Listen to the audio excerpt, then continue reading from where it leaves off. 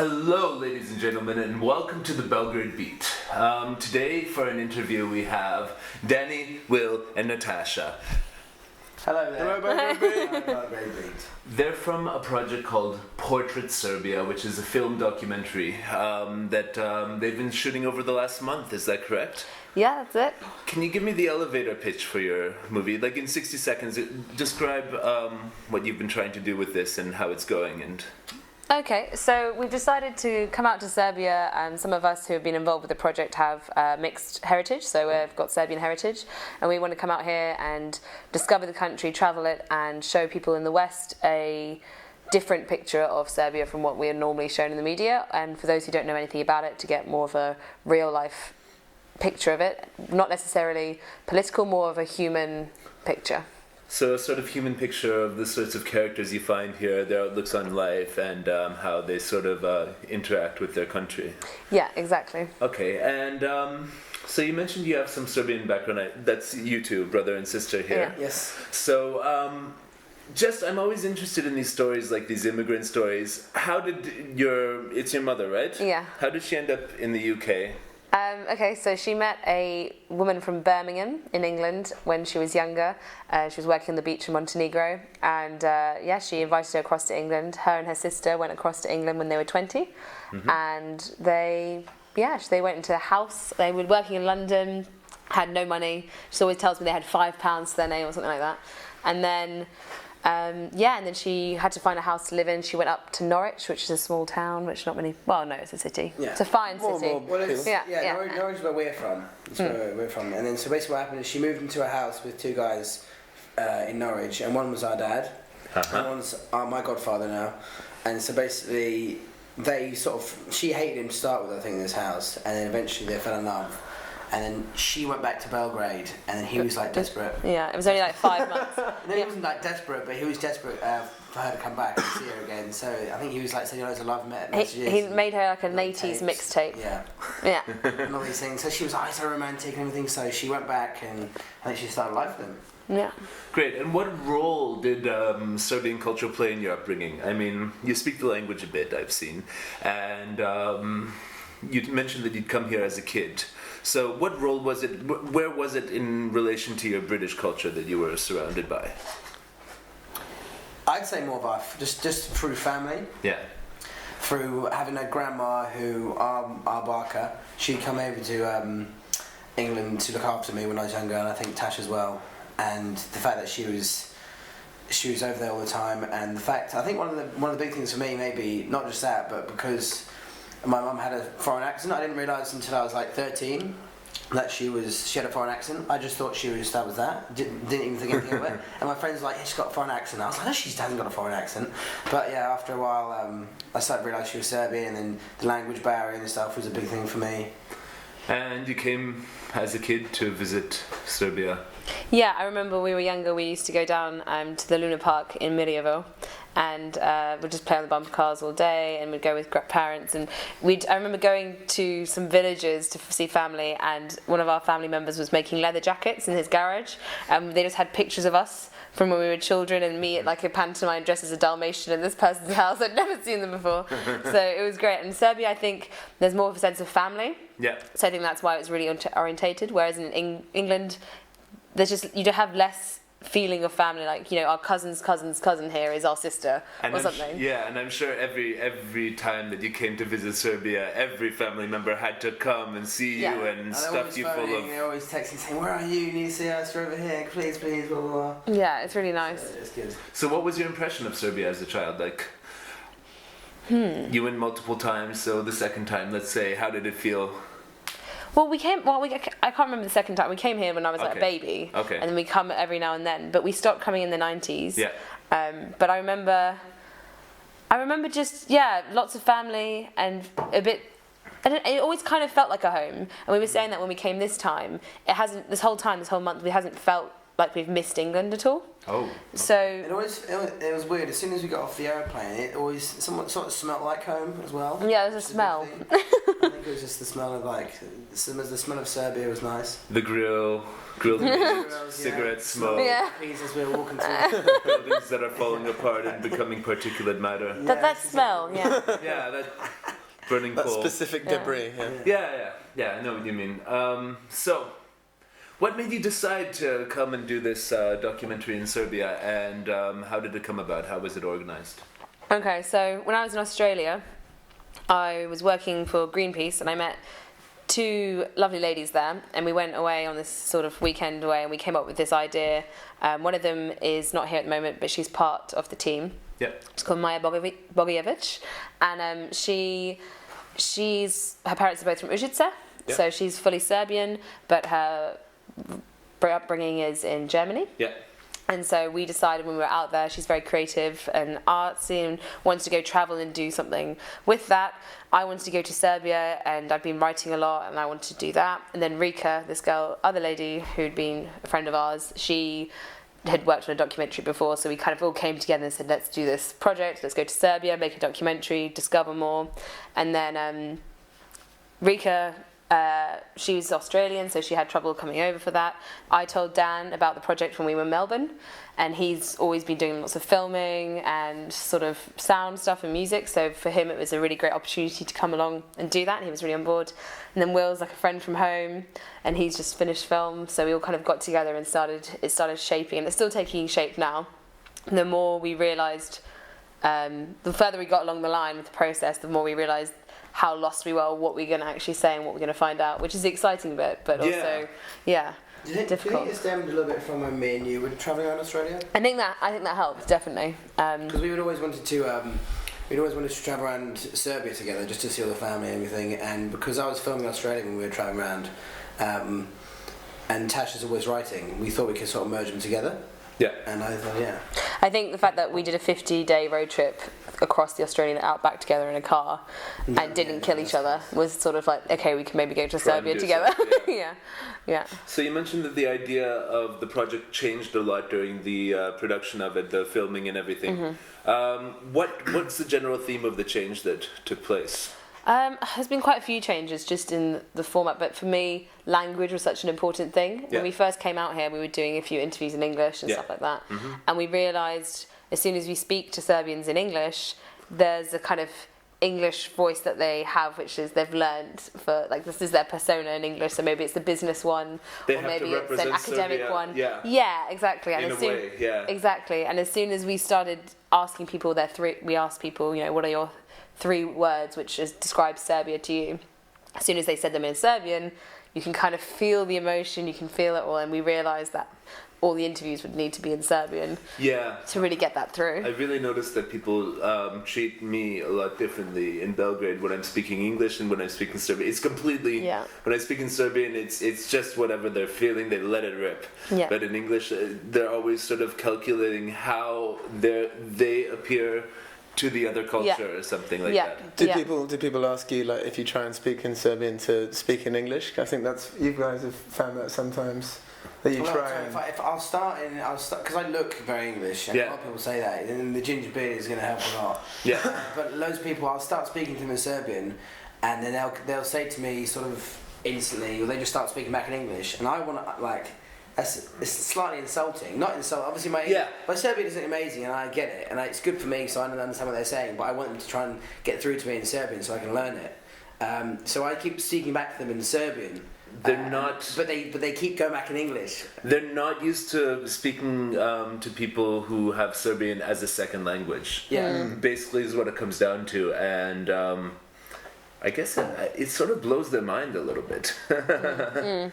And they're trying to filter themselves in that same way they would speaking to you in English, and maybe can't as well. Because I can imagine, because hearing someone speaking broken Serbian is a lot rarer than hearing someone speaking broken English. Yeah, we don't care how they speak our language unless we don't understand them. It's just, in England and in Canada where I grew up, it's very much, if we can understand you, it's cool, everything's fine if you're nice, and But here it's like, oh, you're speaking Serbian. How did you learn Serbian? Yeah, everyone wants to know the backstory as soon as you start speaking Serbian. Even just here on the taxi ride here. So Yeah. I started speaking Serbian. But how can you speak Serbian? Why is your Serbian so... Why? And I was like, oh, you know, my mum's Serbian or whatever. Yeah. And everyone all openly warms up. As soon as they Warms say up. that, they go, oh. Yeah, and then they can't stop talking. Yeah. Yeah, the big one I get is Slovenian. They think that I'm Slovenian. Then I'm like, no, I'm from Canada. But it's like, yeah, okay, my family's from up the river in Slovakia, so that's... And then they sort of understand how I might be like I am, but yeah. So, yeah, I mean, what lessons about the organization and production did you learn during the process? Because I know from my adventures here that it's a great country if you want to come and just have a good time and go with the wind.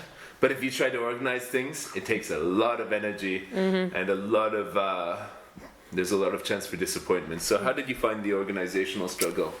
I think, yeah, initially when we first got to Belgrade, Tash had set up a lot of interviews, and that was kind of how we initially thought we'd go about it, meeting up with people and getting our content that way. But then after maybe the first fortnight, we sort of realised we'd like approach it in a looser way, that we would just get interviews with people as we met them on the street in that way. And if someone felt like they had a specific person that they'd want to find out more about, find out their story, then we'd trust it and we'd go for it. Yeah, and I think as well with organising, like you said, like with organising interviews in Serbia, time isn't like the most. I don't know, being on time, being punctual isn't a priority necessarily. So yeah, that was kind of, we sort of found that in the first week. But yeah, I think as we got outside of the cities, bumping into people and just getting random interviews was, you know, we did that a lot more often, you know, and sometimes it really like yielded really good results, I think. Yeah. And what was the biggest challenge that you encountered during the whole thing? What was the point when in every creative project, I know there's a point where everything seems like it's, for lack of a better word, fucked. And did you have a couple breakdowns like that? Tell me about it. You don't have to share the darkest moments, but... It's a good question. Yeah, I could say, yeah. I think we did, yeah. I think we had a few hiccups. Yeah, I mean, we've been shooting it like for a lot of the time just blindly, like not knowing fully what we're chiseling it down to. Like we're just been trying to shoot a lot, and I think we have over the weeks kind of narrowed in on our message of it. But still, like it's going to have so much like just chiseling down in the edit process. And so, what's the message in the end? We're getting into the content part of the interview. So, what's the message? What's the short? It's still getting there, and I think that applies not only our message, but that's what Serbia's doing. It's still getting there, and we're hearing that from people. So the fact that we're trying to find what it means, I mean, a lot of people here are still trying to find what it means to be Serbian, or what is, what's the future, what's next. So I think that's part of it, and we've talked a lot about like kind of the building of the home, and like people constantly building and rebuilding and moving things, and that kind of sense of trying to create. It's hard because we've come into it. It's really hard. We've come into it as just going to any country and filming and saying what is that country all about, and in like 1 month without any like research or anything apart from being Serbian and a little bit of our cultural history. Yeah. But in all that, it's such a big task, and to like narrow it down and then create like all these different levels we're trying to create is difficult for sure. Yeah, it is. I think we'll have like a narrative which goes through on the top, and then you'll have feed in the subtleties of everyday life, and then that's where we'll have the nuances. So the messages, I think the ultimate message is that Serbs are human. Like, really, like, you know, like there's so many things not portrayed. Some weird, not some Hollywood European death machines. Yes, or something. yes, not some Hollywood kind of gangster murderer guy. Okay, I don't know. That's good. Yeah, I had. At one point, I had a friend from Canada who was playing in my band, living here with me, Britton Vincent, and he said that just like if there was a slogan for the country, it would be Serbia. We're figuring it out. You know, like. Yeah, totally. But that's actually what I really like about living here is, there's a sense of confusion, a little bit of desperation, but also a lot of potential, you know? Yeah. There's a lot of potential. You don't know, like, I feel like I've lived in England and Canada, Also, and I feel that in those countries, people have pretty much figured out how they're going to live. Here, people still don't know, so there's a potential for something. Anyways, I'm going to pause the camera for 1 second. Cheers, everybody. And then you're going to tell us about some of the characters that you met. Okay. All right, folks, we're back. Why don't you tell me a little bit about the characters that you encountered on your journey, the ones that stick out in your mind as real Balkan Serbian characters that are going to make an impression on your film? There's been so many different characters. Okay, tell me about the range of characters. I don't know if there's going to be any. There are a few which have. There are loads of different characters, but specifically that are really Balkan that are going to show.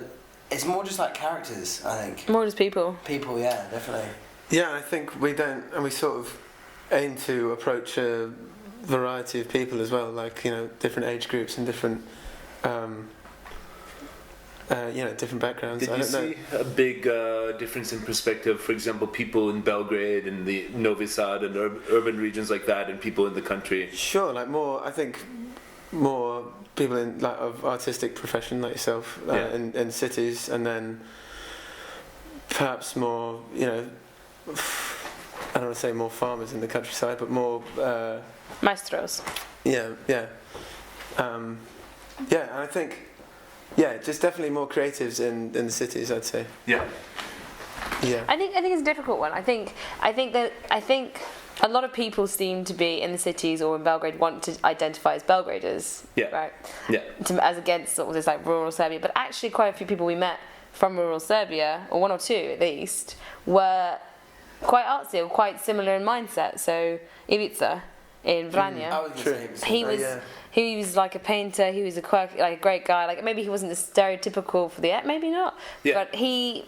I don't know. I think it's interesting. I think there's like more of a divide people want there to be than the cat sometimes is. So basically, my she's sort of pushed us into doing couch surfing, and that's how we met you originally. Yeah. And we met a guy called Ivica. We stayed in his house for like 3 days. He had a house with his parents in a small town. And his grandma, Yeah, close to Vranja. Yeah.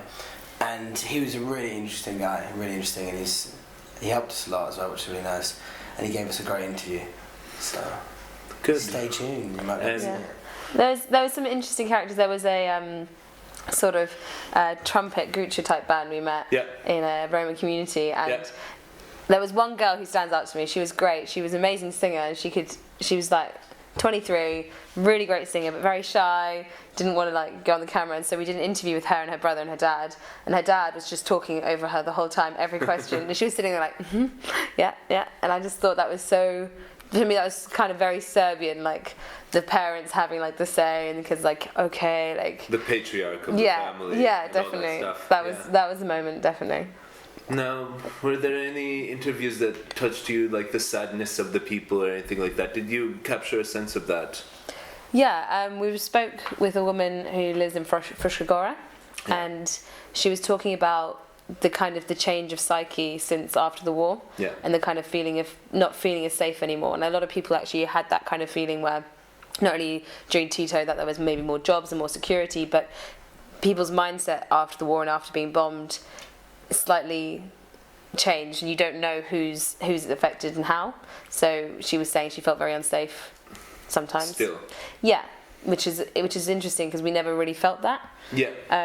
This is one of the safest places I've ever been. Yeah, so this is why. But then But it happens a lot. People are dying from lots of stuff, like murders and things, and I don't know. Still. It's what she said, but I don't know. And there's also this kind of mum panic that there's very, they're always wanting to protect their children. Yeah. So it's hard to know, like. Yeah, I was thinking, is it a mum thing or is it a reality? With the Ivica guy we met as well. He also said when we first got there, he was like, make sure you lock the house. Like, are you sure you want to take all your camera equipment with you into your bedrooms? Because I don't feel safe, like, leaving them there if someone breaks in. A lot of people are worried about locking up the house. A lot of people want to lock up the house. Yeah. And I was confused because we're in like a small village, surely everyone knows each other. But I think after the bombings, it was like... There's a change. Paranoia. Definitely. And it was contrasting to how they spoke about the community they were in as well. I think in Ivica's village outside Vranje, like I swear when we first arrived, you know, like he was talking more about how everyone knows each other in this village and that sense of community, and then his paranoia towards locking everything and making sure slowly, nothing like was as out. you got to know him, he's slowly starting to say, actually, maybe it's not the same, and I don't know. And was there anybody that you met who really inspired you? In terms of their humanity, for example, as you mentioned. Go on. No, go on. Go for it. I was like, there's quite a few people, and like a few of the young folk dancers we met, and a couple people just sort of working who sort of managed to keep themselves busy and doing a lot. Some people in Belgrade as well, starting up businesses and finding a way to navigate, you know, the difficult economy and not being able to have a job and still be creative. Yeah. And I thought that was really amazing. So there's some place like in Grad, a group called Novi Iskra, that they're allowing people to be creative and helping people to use that sort of skill set and actually make a living from that and still be in Belgrade. And a lot of people, I think, who were those kind of, like there was that brain drain or something. Yeah. So, but these people kind of stayed on and have carved their way and made something. And a lot of that's to do with the internet as well. Yeah. And so that's what was really interesting to me, that you don't have to, they're trying to find ways of staying and doing what they love and actually achieving it, which was quite inspirational. I think, like, adding to that, back to Ivica, I know we keep mentioning him. Hello, Ivica, by the way, if you're watching. He's someone who, like, you know, there wasn't any work in Vranje, and he's an absolute whiz on computer, like, graphic design. Like, he designed his brother's house on computer software, on 3D software, and like really intricate designs and really amazing interior design. And he taught himself completely just through like YouTube videos, and he just said he just did like 14-hour days just on the computer teaching himself this craft. I think that was really inspiring, like the determination to. Or the drummer that I introduced you to, Yeki. Absolutely. Yeki. Same story. He learned all of the greatest drum techniques on YouTube, on the internet. You know. You know that he was telling us in his interview that his dad got it, like he used to have like a made drum set he put together with like pots and pans and things, and then his dad bought him one, and he said, if you don't stop drumming, then you can have this. If you just never stop drumming, and he just didn't stop after that. Yeah, but that was a great amazing. Story. Yeah, because that despite the hopelessness, that's like some sort of contagion that's going through the society, and everybody talks about and complains about how hopeless the economy is. There's some people that you meet here who have this real sort of focus on what they want, like Yeki and all those people who just try to go beyond the whole situation, rise above, and become the best of what they do, regardless of where they are. And it's really inspiring to meet those people. And I think it's actually really inspiring to meet people as well who aren't necessarily like as successful. When we were in Zlatibor, or around that region, there was a sort of elder lady. She was about late 70s, and she was sitting there working, sewing all her just sewing to sell, and that was all to support her children who couldn't find work. And her son was ill, and it was just like amazing that she would sit there and she would just sew all these amazingly beautiful things. And she's like, you know, she's way past retirement. She's, you know, her pension's not enough, but she was still there, smiling, chatting, and tried to offer me free things. Like after we interviewed her, I was like, no, please let me pay. You know, and it's just how people have a way of getting on with it, and people get on with it. This smiling about.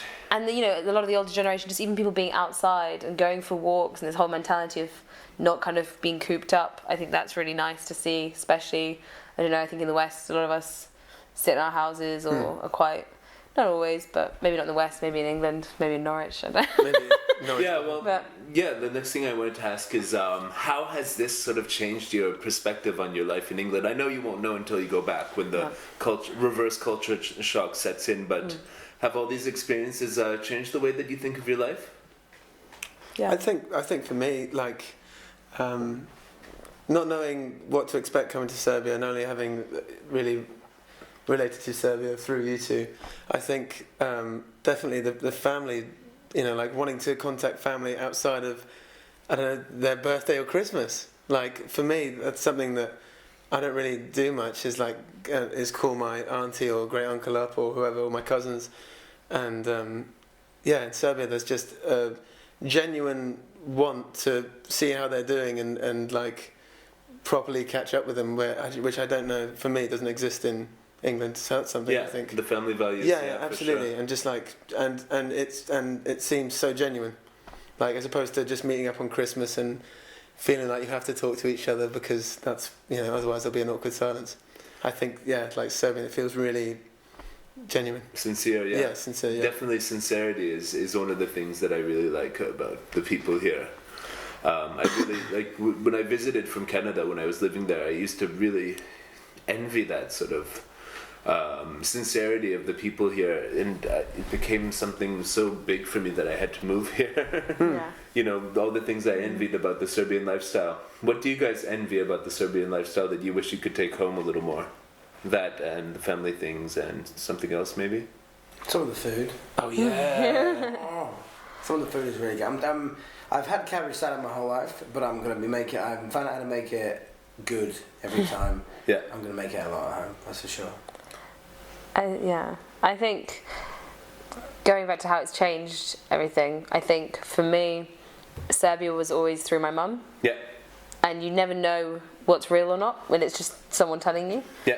Or like this kind of, she's like, oh, that's how we do it in Serbia, or we all dance, call up like this in Serbia. Like, okay, it's just mum, this is just her dancing. And you always get a frozen sort of culture. Yeah, exactly. And I think in the way we were brought up, I think, coming out here made me realise that actually a whole country is like her. It's not just my mum, and it is, that's the thing. I think it was good for us to go around really important Serbia and experience it without her, rather than her making us do different things, just experiencing and just glimpsing the different things of what we could relate to her and how she.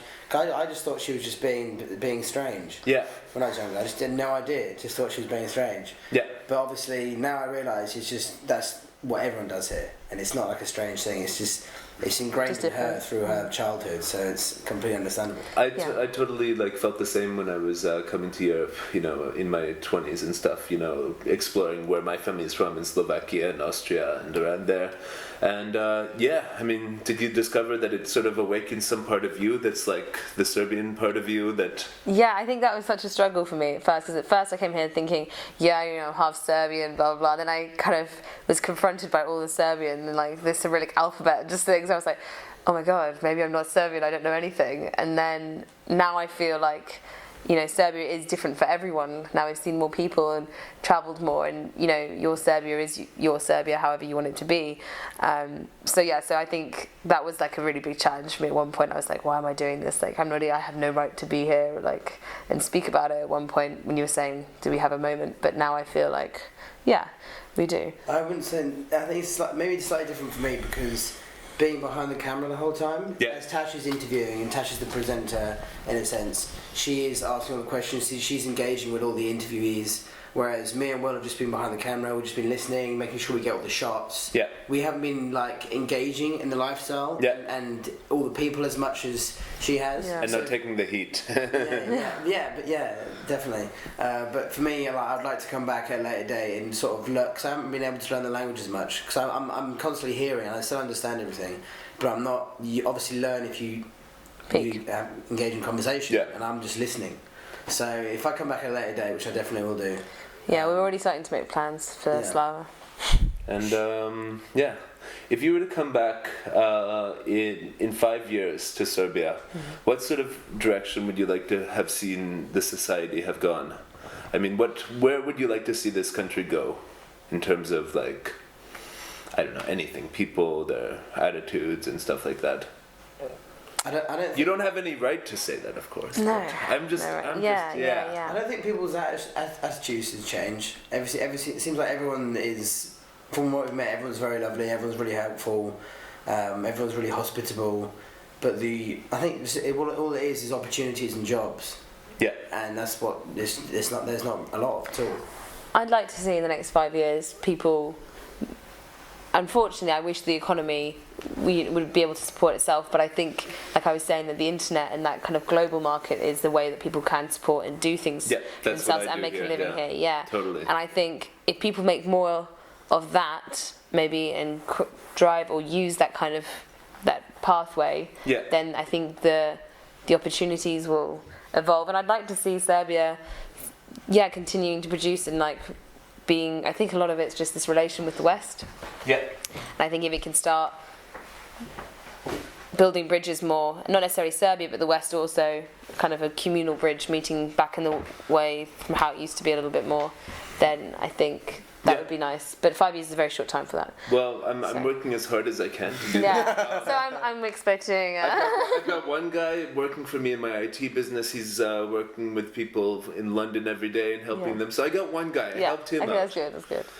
He moved to Romania, actually. But I mean, but I just feel like, it's that one thing, the opportunity and the attitudes that create prosperity in people. Yeah. And it's not sitting around all day, showing up late and all this stuff. You know, it's like... Yeah. It's like people here need to get somehow more serious. But who am I to say? I'm not from here and I don't have their mentality, you know? So I don't know what changes they need to make. Yeah. But, so to sum it up... what do you hope to do with this documentary film that you've made? Film festivals. Yeah. Loads and loads of money. Fame,